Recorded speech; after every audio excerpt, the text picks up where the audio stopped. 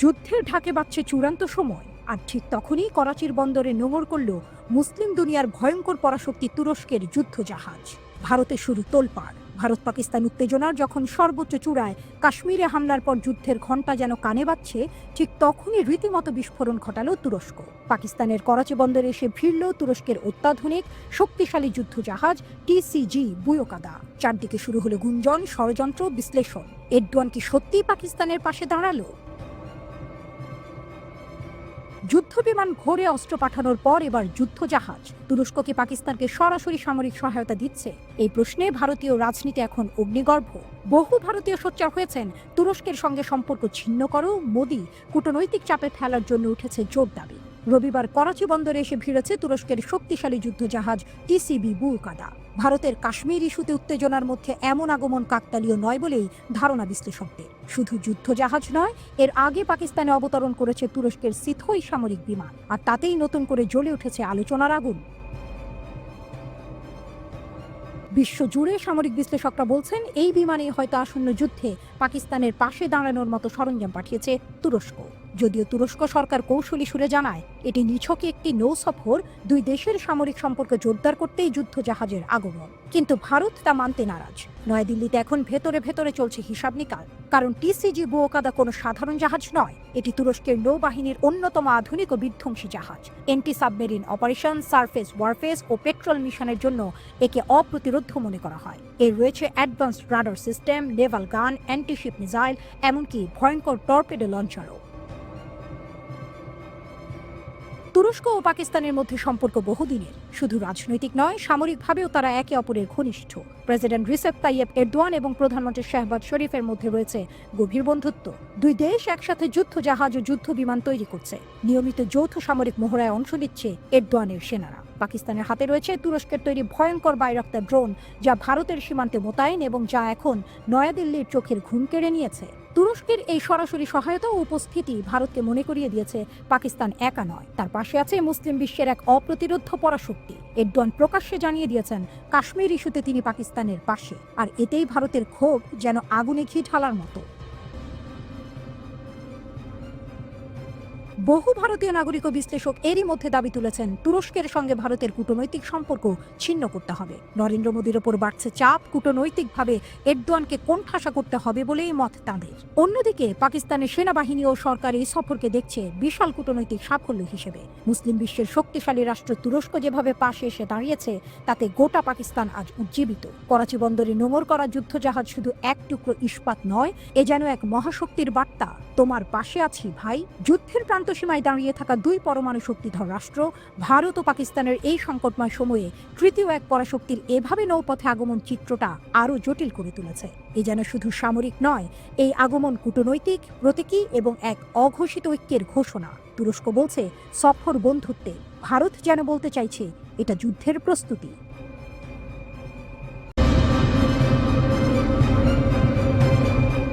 উপমহাদেশে বাড়ছে যুদ্ধের দামামা।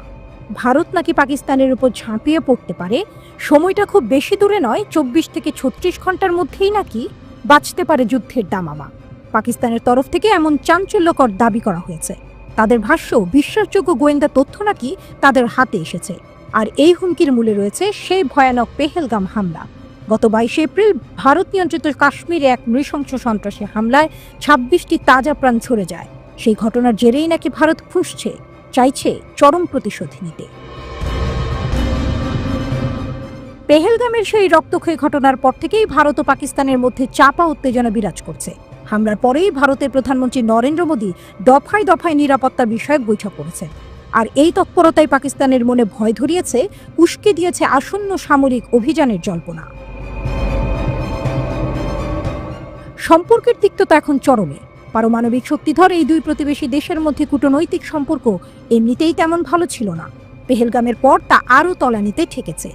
দুই দেশ একে অপরের সঙ্গে কূটনৈতিক যোগাযোগ কমিয়ে দিয়েছে, বাতিল করেছে দ্বিপাক্ষিক চুক্তিগুলো, এমনকি নিজেদের নাগরিকদেরও বহিষ্কার করেছে। উপমহাদেশ যেন এক জ্বলন্ত আগুনের ওপর দাঁড়িয়ে।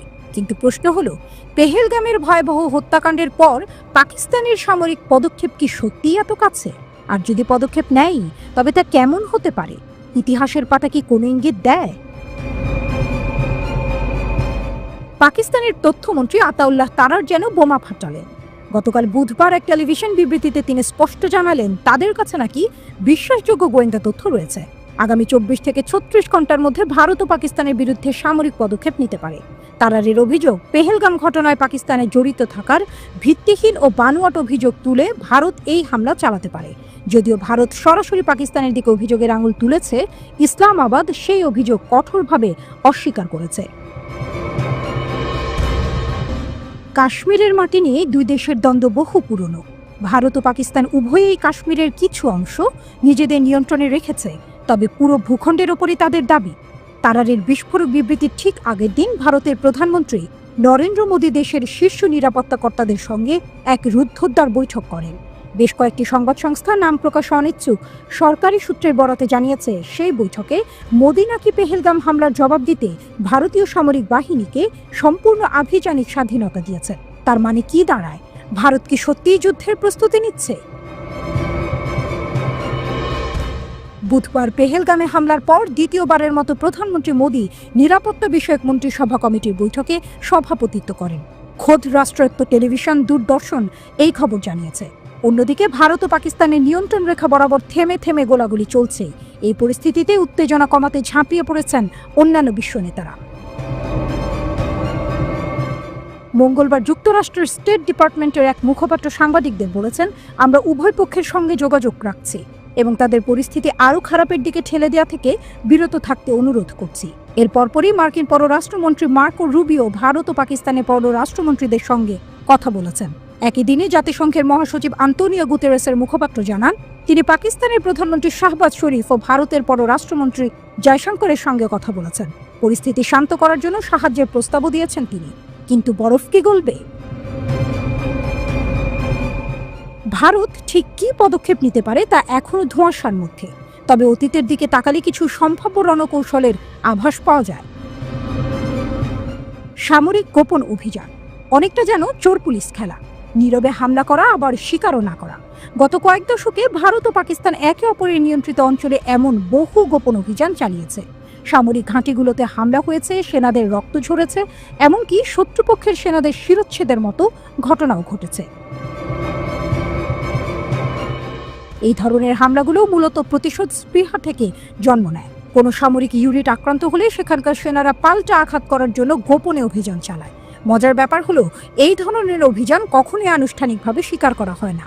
এর উদ্দেশ্য হলো প্রতিপক্ষকে একটি কড়া বার্তা দেয়া, কিন্তু এমন পরিস্থিতি তৈরি না করা যাতে তারা পাল্টা জবাব দিতে বাধ্য হয়। এতে সংঘাতের ঝুঁকি কিছুটা হলেও কমানো যায়। জনসম্মুখে ঘোষণা করলে সরকারের ওপর পাল্টা আঘাত হানার জন্য অভ্যন্তরীণ চাপ সৃষ্টি হতে পারে। তাহলে কি ভারত আবারও সেই পথে হাঁটবে?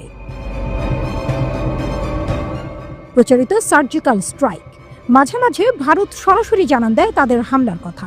এর উদ্দেশ্য শুধু বার্তা দেওয়া নয়, বরং প্রতিপক্ষকে জনসম্মুখে বিব্রত করা। রাজনৈতিকভাবেও এই পদক্ষেপ বেশ লাভজনক হতে পারে। অতীতে নিয়ন্ত্রণ রেখা বরাবর ভারত বেশ কয়েকবার সার্জিক্যাল স্ট্রাইক চালিয়েছে। এর মধ্যে সবচেয়ে উল্লেখযোগ্য হল 2016 সালের হামলা। সেবার উরিতে এক ভয়াবহ হামলায় 17 জন ভারতীয় সেনা নিহত হন। এর জবাবে ভারত নিয়ন্ত্রিত কাশ্মীরে ভারতীয় সেনাবাহিনীর বিশেষ বাহিনী সীমান্ত পেরিয়ে হামলা চালায়। নয়াদিল্লির দাবি ছিল, যেখানে হামলা চালানো হয়েছে সেগুলো ছিল লঞ্চ প্যাড। সেখান থেকে সন্ত্রাসীরা ভারতে আবারও হামলার ছক কষছিল। ভারতীয় সেনাবাহিনীর তৎকালীন director general of military operations lieutenant general Ranbir Singh এক বিবৃতিতে এই অভিযানের কথা ফলাও করে জানান। তিনি বলেন, এই অভিযানের মূল লক্ষ্য ছিল এটা নিশ্চিত করা যে এই সন্ত্রাসীরা অনুপ্রবেশ করে আমাদের দেশের নাগরিকদের জীবন বিপন্ন করার তাদের ঘৃণ্য পরিকল্পনা বাস্তবায়িত করতে না পারে। ভারতের দাবি, এই সার্জিক্যাল স্ট্রাইকে নাকি বহু জঙ্গি খতম হয়েছে। যদিও নিরপেক্ষ বিশ্লেষকদের মতে মৃতের সংখ্যা সম্ভবত এর চেয়ে অনেক কম ছিল। তবে এই হামলা ভারতের রাজনৈতিক মহলে বেশ জনপ্রিয়তা লাভ করেছিল। এবারও কি তেমন কিছু হতে পারে? আকাশপথে হামলা 2019 সালের ফেব্রুয়ারির কথা মনে আছে? কাশ্মীরের পুলওয়ামায় এক আত্মঘাতী হামলায় 40 জন ভারতীয় আধা সামরিক সেনা নিহত হয়েছিলেন। ভারতের জাতীয় নির্বাচনের ঠিক কয়েক সপ্তাহ আগে এই মর্মান্তিক ঘটনা ঘটে। পাকিস্তান ভিত্তিক জঙ্গি গোষ্ঠী জৈশ-ই-মোহাম্মদ এই হামলার দায় স্বীকার করে। গোটা ভারতে তখন শোকের ছায়া, ক্ষোভের আগুন। এর প্রতিক্রিয়ায় ভারতীয় বিমান বাহিনী পাকিস্তান নিয়ন্ত্রিত কাশ্মীরে আকাশপথে হামলা চালায়। ভারতের দাবি ছিল তারা সেখানে সন্ত্রাসীদের ঘাঁটি গুঁড়িয়ে দিয়েছে এবং বহু জঙ্গিকে হত্যা করেছে। তবে পাকিস্তান এই দাবি উড়িয়ে দেয়। তাদের বক্তব্য ছিল ভারতীয় বিমান শুধু একটি বনাঞ্চলে আঘাত হেনেছে, কোনো জঙ্গি হতাহতের ঘটনা ঘটেনি। ইসলামাবাদ পাল্টা দাবি করে তাদের যুদ্ধ বিমান ভারতীয় বিমানগুলোকে তাড়িয়ে নিয়ন্ত্রণ রেখার ওপারে ফেরত পাঠিয়েছে। কিন্তু নাটক তখনও বাকি ছিল। এর ঠিক একদিন পরেই ভারত ও পাকিস্তানের যুদ্ধ বিমানগুলো আবারও আকাশযুদ্ধে জড়িয়ে পড়ে। এবার পাকিস্তান তাদের নিয়ন্ত্রণে থাকা এলাকায় একটি ভারতীয় বিমান ভূপাতিত করে।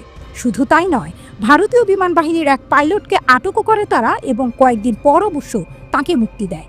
আকাশপথে হামলার ঝুঁকি অনেক বেশি, কারণ এতে দ্রুত পরিস্থিতি নিয়ন্ত্রণের বাইরে চলে যেতে পারে। ভারত কি সেই পথেই হাঁটবে? পাকিস্তান নিয়ন্ত্রিত ভূমি দখলের চেষ্টা। গত কয়েক বছর ধরে ভারত নিয়ন্ত্রিত কাশ্মীর ফেরত নেওয়ার দাবি ক্রমশ জোরালো হচ্ছে। পেহেলগাম হামলার পর এই দাবি যেন আরও তীব্র হয়েছে। এমনকি বিরোধী দল কংগ্রেসের নেতারাও মোদী সরকারকে ওই ভূখণ্ড পুনরুদ্ধারে চাপ দিচ্ছেন। পাকিস্তান নিয়ন্ত্রিত কাশ্মীর পুনরুদ্ধার করা ভারতের দীর্ঘদিনের নীতিগত লক্ষ্য। তবে দুই দেশের প্রায় সমশক্তির সামরিক সক্ষমতার কারণে এমন চেষ্টা সফল হওয়া বেশ কঠিন। তবে বিতর্কিত অঞ্চল দখলের ক্ষেত্রে ভারতের অতীত অভিজ্ঞতা একেবারে শূন্য নয়। 1984 সালে ভারতীয় সেনাবাহিনী এবং ভারতীয় বিমান বাহিনী অপারেশন মেঘদূত শুরু করে। এর মাধ্যমে তারা দ্রুত হিমালয়ের গুরুত্বপূর্ণ সিয়াচেন হিমবাহ দখল করে নেয়। এটি পাকিস্তান সেনাবাহিনীর গুরুত্বপূর্ণ গিরিপথগুলোতে প্রবেশ বন্ধ করে দেয়। বিশ্বের অন্যতম বৃহত্তম অমেরু হিমবাহ এই সিয়াচেন তখন থেকে পৃথিবীর উচ্চতম যুদ্ধক্ষেত্রে পরিণত হয়েছে। এখানে ভারত ও পাকিস্তানের সামরিক ঘাঁটিগুলো আজও একে অপরের মুখোমুখি। তবে এবার কি ভারত আরও বড় কোনো ভূমি দখলের অভিযানে নামবে? নৌপথে হামলা। স্থল বা আকাশপথের পাশাপাশি জলপথেও নিজেদের শক্তি জানান দিচ্ছে ভারত। পেহেলগাম হামলার পর ভারতীয় নৌবাহিনী ক্ষেপণাস্ত্র পরীক্ষার ঘোষণা করেছে। গত 27 এপ্রিল নৌবাহিনী এক বিবৃতিতে জানায় তাদের জাহাজগুলো সফলভাবে একাধিক জাহাজ বিধ্বংসী ক্ষেপণাস্ত্র নিক্ষেপ করেছে। এর মাধ্যমে দূরপাল্লার নিখুঁত আক্রমণাত্মক সক্ষমতা এবং প্ল্যাটফর্ম সিস্টেম ও ক্রুদের প্রস্তুতি নাকি আবারও যাচাই করা হয়েছে।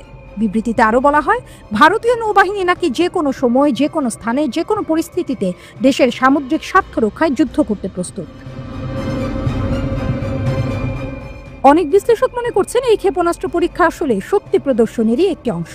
তাদের মতে নির্দেশ পেলে ভারতীয় নৌবাহিনীর পাকিস্তানের ভূখণ্ডে আঘাত হানার সক্ষমতা রয়েছে। তাহলে কি এবার সমুদ্রপথে কোনো হামলার আশঙ্কা রয়েছে? পূর্ণাঙ্গ সামরিক সংঘাত। ভারত ও পাকিস্তান তাদের ৭৮ বছরের ইতিহাসে 4 বার সরাসরি যুদ্ধে জড়িয়েছে। এর মধ্যে 3টি যুদ্ধের কেন্দ্রবিন্দু ছিল কাশ্মীর। 1947 সালের অগাস্টে ব্রিটিশরা চলে যাওয়ার পর ভারত ও পাকিস্তান নামে দুটি স্বাধীন রাষ্ট্র জন্ম নেয়। এর মাত্র 2 মাস পরেই কাশ্মীর নিয়ে প্রথমবার রক্তক্ষয়ী সংঘর্ষে জড়িয়ে পড়ে দুই প্রতিবেশী। 1965 সালে দুই দেশের সীমান্তরক্ষীদের মধ্যে ছোটখাটো সংঘর্ষ পূর্ণাঙ্গ যুদ্ধের রূপ নেয়। পাকিস্তানি বাহিনী যুদ্ধবিরতির রেখা অতিক্রম করে ভারত শাসিত কাশ্মীরে ঢুকে পড়লে ভারতীয় বাহিনীও আন্তর্জাতিক সীমান্ত পেরিয়ে পাকিস্তানের লাহোরে হামলা চালায়। উভয় পক্ষে ব্যাপক হতাহতের পর জাতিসংঘের নিরাপত্তা পরিষদের হস্তক্ষেপে যুদ্ধের সমাপ্তি ঘটে। তৃতীয় দফায় 1971 সালে বাংলাদেশের মুক্তিযুদ্ধকে কেন্দ্র করে আবারও মুখোমুখি হয় ভারত ও পাকিস্তান। ভারতীয় বাহিনী বাংলাদেশের স্বাধীনতায় সরাসরি সাহায্য করে। 1972 সালে দুই দেশ সিমলা চুক্তি স্বাক্ষর করে, যা নিয়ন্ত্রণ রেখা বা LOC নামে পরিচিত হয়। সবশেষ 1999 সালে পাকিস্তানি সামরিক বাহিনী নিয়ন্ত্রণ রেখা পেরিয়ে কার্গিল যুদ্ধের সূচনা করে। লাদাখের বরফ ঢাকা উঁচু পাহাড়ি রক্তক্ষয়ী যুদ্ধের পর ভারতীয় সেনারা পাকিস্তানি সৈন্যদের পিছু হটতে বাধ্য করে। ইতিহাস বলছে ভারত অতীতে বিভিন্ন সামরিক কৌশল অবলম্বন করেছে, তবে এবার পরিস্থিতি কতটা ভয়াবহ মোড় নেবে তা সময়ই বলবে।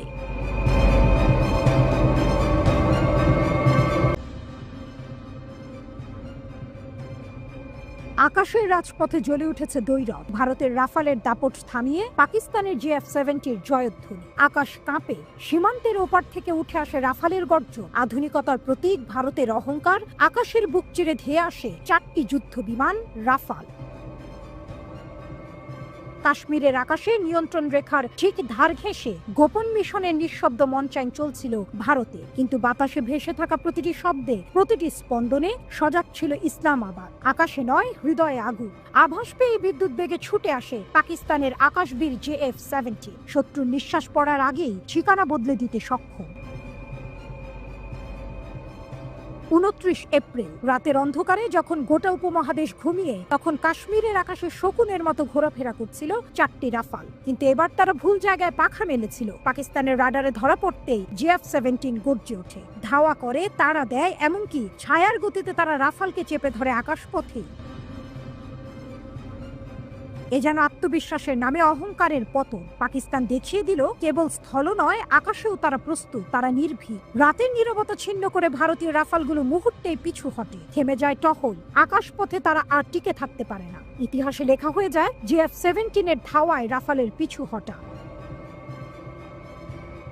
ভারতীয় ভূখণ্ডে অর্থাৎ নিয়ন্ত্রণ রেখা অতিক্রম না করেই আকাশে টহল দিচ্ছিল রাফালগুলো। ঠিক তখনই যুদ্ধ বিমানগুলোকে দেখতে পায় পাকিস্তানের আকাশ প্রহরীরা। কঠোর পদক্ষেপে এগিয়ে যায় পাকিস্তানের বিমান বাহিনী। তাদের দৃঢ় উপস্থিতিতে আতঙ্কিত হয়ে পড়ে ভারতের টহলরত যুদ্ধ বিমানগুলো। মুহূর্তেই তার উচ্চ গতিতে আকাশ ছেড়ে সরে পড়ে, থেমে যায় টহল। পাকিস্তানের গণমাধ্যমে এখন একটাই আওয়াজ, উচিত শিক্ষা দিয়েছে ইসলামাবাদ। এই ঘটনায় যেন এক ঘোষণাপত্র, এক যুদ্ধাভিনন্দন, যেখানে শত্রু বুঝে যায় সীমান্ত পেরোলে গর্জে উঠবে বজ্র। আরো বড় আশঙ্কা নিয়ে হাজির হন পাকিস্তানের তথ্যমন্ত্রী আতাউল্লাহ তারার। গভীর রাতে চোখে মুখে সংকল্প নিয়ে জাতিকে জানান 24 থেকে 36 ঘন্টার মধ্যে ভারতের পক্ষ থেকে সামরিক আগ্রাসন আসতে পারে। গোয়েন্দা তথ্যের ভিত্তিতে তার এই বার্তা যেন এক যুদ্ধের পূর্বাভাস। রাফালের সংখ্যা বাড়াচ্ছে ভারত। ইতোমধ্যে ফ্রান্স থেকে 26টি নতুন যুদ্ধ বিমানের জন্য বিলিয়ন ডলারের চুক্তি সেরে ফেলেছে দিল্লি। 1 এবং 2 আসনে সেই রাফালগুলো ভারতের অস্ত্র ভান্ডারে যোগ হলে বহর দাঁড়াবে 62। যেন এক নিঃশব্দ প্রস্তুতি, এক আসন্ন ঝড়ের ইঙ্গিত। 2023 সালের বাস্তিল দিবসে ফ্রান্স সফরে গিয়ে প্রধানমন্ত্রী মোদি জানিয়ে দিয়েছিলেন যুদ্ধ বিমান কেনার আগ্রহ। আজ তার বাস্তবায়ন শুরু হয়েছে যুদ্ধের ছায়া। এই আগুনের মধ্যে পাকিস্তান কি করবে জবাব দিয়েছেন দেশটির পররাষ্ট্রমন্ত্রী ইসাক দার। তার কণ্ঠে ছিল না উত্তেজনা, ছিল স্থিরতা। আমরা প্রথমে আক্রমণ করব না বললেন তিনি, কিন্তু যদি কেউ আঘাত করে আমরাও চুপ থাকবো না। পাকিস্তান এখন কূটনীতিতেও সক্রিয়। পেহেলগামের হামলা নিয়ে ভারতের অভিযোগের বিরুদ্ধে জোরালো কূটনৈতিক প্রতিরোধ গড়ে তুলেছে ইসলামাবাদ। আন্তর্জাতিক মঞ্চে তুলে ধরা হয়েছে নিজেদের অবস্থান।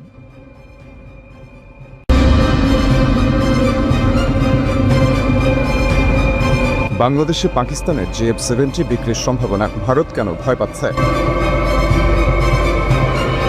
বাংলাদেশ পাকিস্তানের যুদ্ধ বিমান কিনতে চায়, তবে বুলগেরিয়ান মিলিটারির প্রতিবেদনে বলা হচ্ছে ভারত বাংলাদেশের কাছে পাকিস্তানি JF-17 বিক্রি ব্যাহত করার হুমকি দিচ্ছে।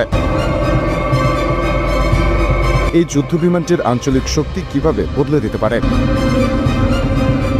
পাকিস্তান ও চীনের যৌথ উদ্যোগে তৈরি JF-17 থান্ডার যুদ্ধ বিমান এরই মধ্যে বিশ্ববাজারে সাফল্যের মুখ দেখাচ্ছে। নাইজেরিয়া, মিয়ানমার সহ আরো কয়েকটি দেশ এটি কিনেছে। ভারতের আশঙ্কা বাংলাদেশের কাছে বিক্রি করা হলে দক্ষিণ এশিয়ায় শক্তির ভারসাম্য পাল্টে যেতে পারে। ভারত দক্ষিণ এশিয়ায় নিজের শক্তি ধরে রাখতে চায়। বাংলাদেশ যদি পাকিস্তানের কাছ থেকে JF-17 কেনে, তাহলে ভারতের আধিপত্য ধাক্কা খাবে।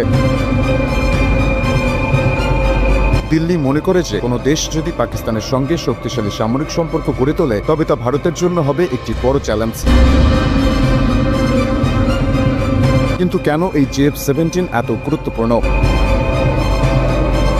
JF-17 থান্ডার ব্লক 3 যুদ্ধ বিমান, যা পাকিস্তান এবং চীনের যৌথ প্রকল্পে তৈরি। একেবারে আধুনিক, অত্যাধুনিক রাডার, উন্নত এভিওনিক্স আর একসাথে আক্রমণ ও প্রতিরক্ষার সক্ষমতা, সবকিছু মিলিয়ে এটি একটি দুর্ধর্ষ বিমান। সবচেয়ে শক্তিশালী ব্যাপার হচ্ছে এর রাডার এবং পেলোড ক্ষমতা। এই বিমান শুধু আকাশে বাহিনীর ক্ষমতা বাড়ানোর জন্য নয়, এটি যুদ্ধক্ষেত্রে আধিপত্য প্রতিষ্ঠা করতে সাহায্য করবে। আর যদি বাংলাদেশ এই বিমান কেনে, তাহলে তাদের বিমান বাহিনী আরও শক্তিশালী হবে, বিশেষত পাকিস্তান ও চীনের সাথে একটি কৌশলগত সম্পর্কের মাধ্যমে। এখানেই ভারত শঙ্কিত। ভারত কখনোই চায় না পাকিস্তান বা চীন বাংলাদেশের মতো একটি গুরুত্বপূর্ণ প্রতিবেশী দেশকে নিজেদের দিকে টেনে নিয়ে আসুক। এতে ভারতের নিজস্ব সামরিক আধিপত্য হুমকির মুখে পড়বে। আর যদি বাংলাদেশ পাকিস্তানের সঙ্গে শক্তিশালী সামরিক সম্পর্ক গড়ে তোলে, তাহলে ভারত ও পাকিস্তানের সম্পর্ক আরও উত্তপ্ত হতে পারে। চীন এবং পাকিস্তান দুই দেশ বর্তমানে এমন একটি সামরিক শক্তি গড়েছে যা দক্ষিণ এশিয়ায় ভারতের জন্য বিপজ্জনক হতে পারে। চীন পাকিস্তানকে সামরিক প্রযুক্তি স্থানান্তর এবং আধুনিক অস্ত্র সরবরাহ করে, যার মধ্যে রয়েছে সাবমেরিন, ট্যাঙ্ক, ক্ষেপণাস্ত্র। সবকিছুই পাকিস্তানের শক্তি বৃদ্ধি করেছে। বুলগেরিয়ান মিলিটারির প্রতিবেদনে বলা হয়েছে, বাংলাদেশ এখন দুটি পক্ষের মধ্যে এক কঠিন সিদ্ধান্তের সামনে দাঁড়িয়ে। একদিকে ভারতের সঙ্গে ঐতিহ্যবাহী সম্পর্ক, আর অন্যদিকে পাকিস্তান ও চীনের সঙ্গে শক্তিশালী সামরিক জোট গড়ে তোলার সুযোগ।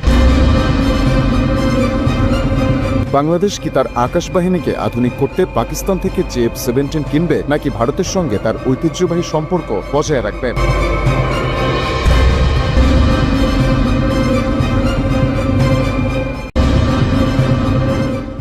যখন বিশ্বের শক্তিশালী যুদ্ধ বিমানগুলোর কথা চলে, তখন সবার চোখ থাকে মার্কিন F-16 বা ফ্রান্সের রাফেলের দিকে। কিন্তু পাকিস্তান যখন আকাশে ওড়ায় JF-17 থান্ডার, তখন যেন আরেক সিংহের মতো গর্জন করতে থাকে।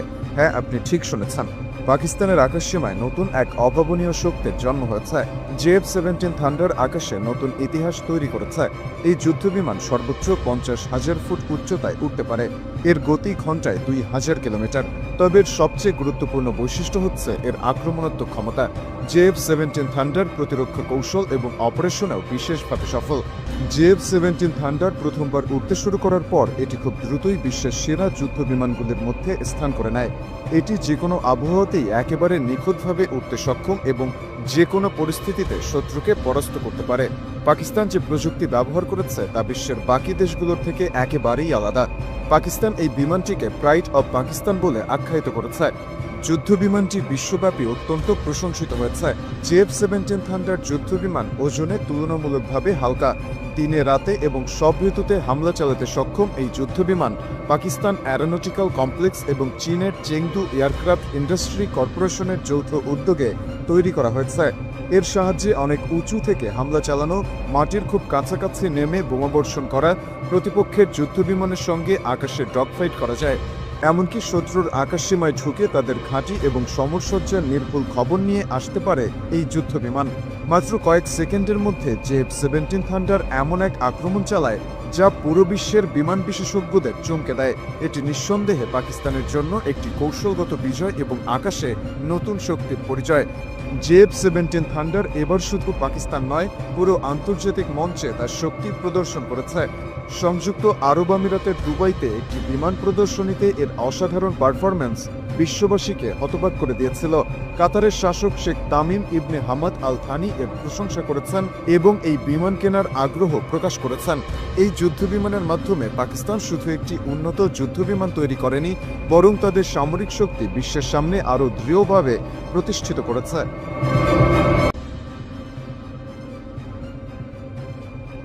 দক্ষিণ এশিয়ার দুই প্রতিবেশী ভারত ও পাকিস্তান 1947 সালে ব্রিটিশ সাম্রাজ্যবাদ থেকে মুক্তি পেয়ে ভারতের জন্মের সঙ্গে সঙ্গে সৃষ্টি হয় পাকিস্তানের। তখন থেকেই দুই দেশের সম্পর্ক ঠান্ডা আগুনে পুড়ছে। যুদ্ধের দামামা, কূটনৈতিক চাপ আর সীমান্ত উত্তেজনার মধ্য দিয়ে বহির্বিশ্বে তারা পরিচিত হয়েছে চিরশত্রু নামক তকমায়। এই চিরবৈরী সম্পর্কের ছায়া সবচেয়ে বেশি পড়েছে দুই দেশের সামরিক শক্তির ওপর। সামরিক শক্তির নিরিখে কোথায় দাঁড়িয়ে আছে ভারত আর পাকিস্তান?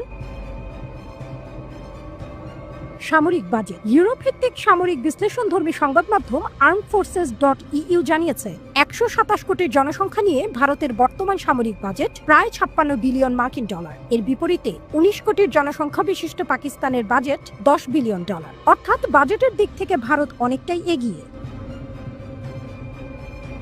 পরমাণু অস্ত্র। কিন্তু বাজেটই সবকিছু নয়। শক্তির আরেকটি বড় পরিমাপক হলো পরমাণু অস্ত্র। সেই দিক থেকে দেখা যায় ভারতের হাতে রয়েছে প্রায় 110 থেকে 120টি পরমাণু বোমা, আর পাকিস্তান পিছিয়ে নেই। তাদের হাতে আছে 120 থেকে 130টি পরমাণু বোমা। অর্থাৎ পারমাণবিক শক্তির পাল্লা একেবারেই সমানে সমান। সৈন্য সংখ্যা। মাঠে ময়দানে লড়াইয়ের জন্য চাই মানুষ, আর সেই দিক থেকেও ভারত পাকিস্তানের চেয়ে ঢের এগিয়ে। ভারতের সক্রিয় সৈন্য সংখ্যা 21,40,000, সঙ্গে আছে 11,55,000 রিজার্ভ সৈন্য। আর যুদ্ধ লাগলে প্রয়োজনে 31 কোটি মানুষকে সামরিকভাবে কাজে লাগাতে পারবে দেশটি। অন্যদিকে পাকিস্তানের সক্রিয় সৈন্য আছে 6,53,000, রিজার্ভ বাহিনীতে রয়েছে 5,13,000 সৈন্য। আর যুদ্ধকালীন পরিস্থিতিতে তাদের যুদ্ধক্ষম জনশক্তি দাঁড়াবে 4 কোটিরও বেশি। স্থলবাহিনী। মাটির লড়াইয়ে ট্যাঙ্ক, সামরিক যান আর রকেট আর্টিলারির গুরুত্ব অনস্বীকার্য। ভারতের স্থলবাহিনীর কাছে রয়েছে ৪,৪২৬টি ট্যাঙ্ক, ৫,৬৮১টি সামরিক যান এবং ২৯২টি রকেট আর্টিলারি। অপরপক্ষে পাকিস্তানের স্থলবাহিনী রয়েছে ২,৭৩৫টি ট্যাঙ্ক, ৩,০৬৬টি সামরিক যান এবং ১৩৪টি রকেট আর্টিলারি। সংখ্যার দিক থেকে ভারত অনেকটাই এগিয়ে। বিমান বাহিনী। আকাশ থেকে আঘাত হানার সক্ষমতা যার বেশি, তার আধিপত্য দৃঢ়। ভারতের বিমান বাহিনী রয়েছে ২,২১৬টি যুদ্ধ বিমান। এগুলোর মধ্যে রয়েছে রাশিয়ার তৈরি MiG-21, MiG-27, MiG-29, Sukhoi 30, MKI, Britain ফ্রান্সের জাগুয়ার এবং ফ্রান্সের মিরাজ 2000।